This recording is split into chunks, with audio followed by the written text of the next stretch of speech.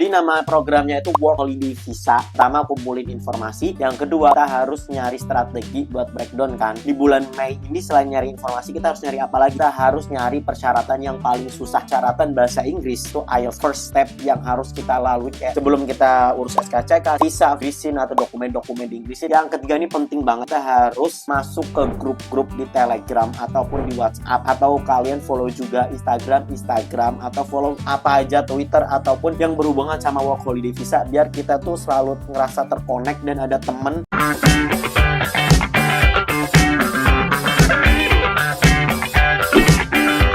Halo guys, selamat datang di video YouTube gue. Perkenalkan, nama gue Isal Awan. Di video kali ini gue mau ngasih tips dan tutorial mana sih cara kita buat lolos nyampe ke Australia. Tapi uniknya video ini tuh gue buat selama perjalanan. Jadi bener-bener ini gue buat di bulan ini, di step ini. Jadi kayak gue pengen bikin dokumentasi perjalanan gue, entah nanti kedepannya berhasil atau enggaknya. Seenggaknya gue udah melalui proses yang bener lah ya, yang ngikutin tips-tips dan tutorial di berbagai media dan berbagai grup, berbagai orang dan referensi lain yang mana bisa gue perlihatkan prosesnya buat kalian semua. Jadi nama programnya itu Work Holiday Visa. Oke, buat pertama-tama gue mau ngasih tahu kalau prosesnya itu akan sangat panjang. Oke, kita masih perjalanan.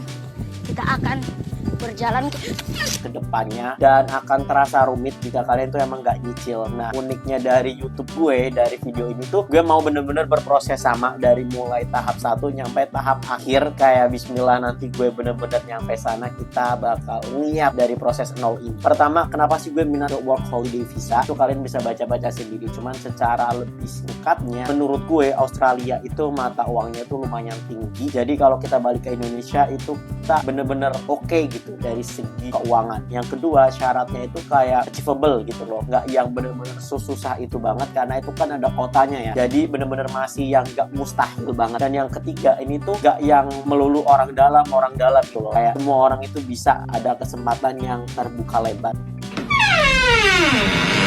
Meskipun persaingannya cukup ketat, cuman asalkan kita gigih itu bismillah bisa. Dan yang keempat itu karena di sana itu kita bener-bener 3 tahun, terus kayak yang aku lihat ya 3 tahun itu di sana kan ada peluang untuk menjadi warga negara sana, atau peluang untuk sekolah juga, atau bener-bener apa ya, kumpulin uang terus balik bikin sesuatu untuk Indonesia atau bisnis dan lain sebagainya lah ya.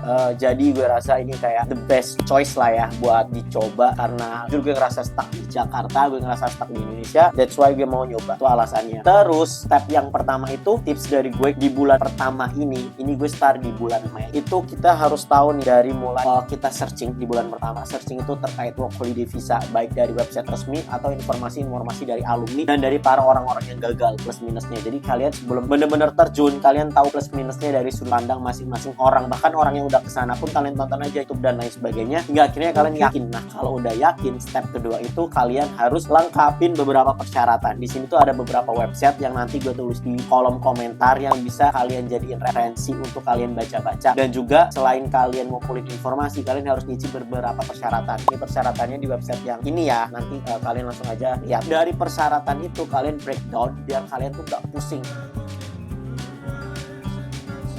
Ini tips dari gue ya. Di breakdownnya itu kalau dari gue itu per bulan. Nah, di bulan pertama, ingat bulan start ini Mei, pertama kumpulin informasi. Yang kedua, kita harus nyari strategi buat breakdown kan. Di bulan Mei ini selain nyari informasi, kita harus nyari apa lagi? Yang kedua, kita harus nyari persyaratan yang paling susah. Di situ tuh ada persyaratan bahasa Inggris yang memang harus mau gak mau kita harus ikut tesnya gitu loh. Ini beda cerita ya kalau kalian mau pakai calo dan lain sebagainya. Intinya ini tuh gue pakai jalur yang benar-benar umum, jalur yang orang lain semua lalui.